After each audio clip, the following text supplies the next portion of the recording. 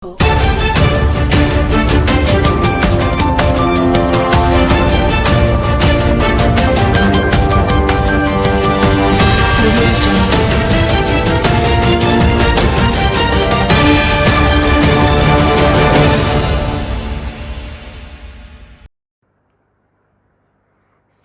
અધિકારીઓ અને વાહનોની રેકી કરતા 85 શંકાસ્પદ ઇસમોને છોટાઉદેપુર પોલીસની કડક ચેતવણી। જય હિન્દ, નમસ્કાર દર્શક મિત્રો, આપ જોઈ રહ્યા છો છોટાઉદેપુર વ્યૂઝ સત્યની સાથે। છોટાઉદેપુર જિલ્લાના સરકારી તંત્ર અને સરકારી વાહનોની હિલચાલ અંગે વોટ્સએપ ગ્રુપ બનાવી તેમની રેકી કરી ગેરકાયદેસર પ્રવૃત્તિઓને મદદરૂપ બનતા શંકાસ્પદ ઇસમો સામે છોટાઉદેપુર પોલીસે કડક કાર્યવાહી હાથ ધરી છે।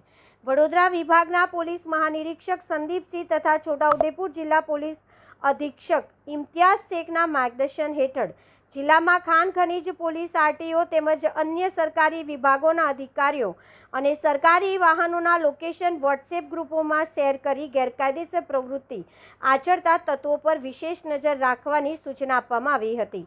આ સૂચનાઓના અનુસંધાને એસઓજી દ્વારા કરવામાં આવેલી તપાસ દરમિયાન છોટાઉદેપુર, જેતપુર, પાવી, બોડેલી અને સંખેડા વિસ્તારમાં સરકારી અધિકારીઓ, કર્મચારીઓ તેમજ સરકારી વાહનોની હિલચાલ અંગે માહિતી એકત્રિત કરી વિવિધ વોટ્સએપ ગ્રુપોમાં શેર કરતા કુલ 85 શંકાસ્પદ ઇસમોની ઓળખ કરવામાં આવી હતી। આ તમામ ઇસમોને પોલીસ અધિક્ષકની કચેરી ખાતે હાજર કરવામાં આવ્યા હતા, જ્યાં જિલ્લા પોલીસ અધિક્ષક ઇમ્તિયાઝભાઈ શેખ દ્વારા SOG police sub inspector MH. Jadav તથા સમગ્ર એસઓજી ટીમની હાજરીમાં કાયદા વિરુદ્ધની આવી પ્રવૃત્તિ ન કરવા માટે સ્પષ્ટ અને કડક ચેતવણી આપવામાં આવી હતી।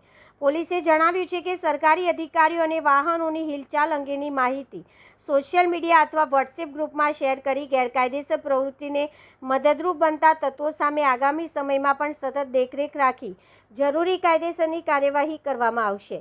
Bureau report, Virendrasinh Desai, Bodeli, Chhota Udepur.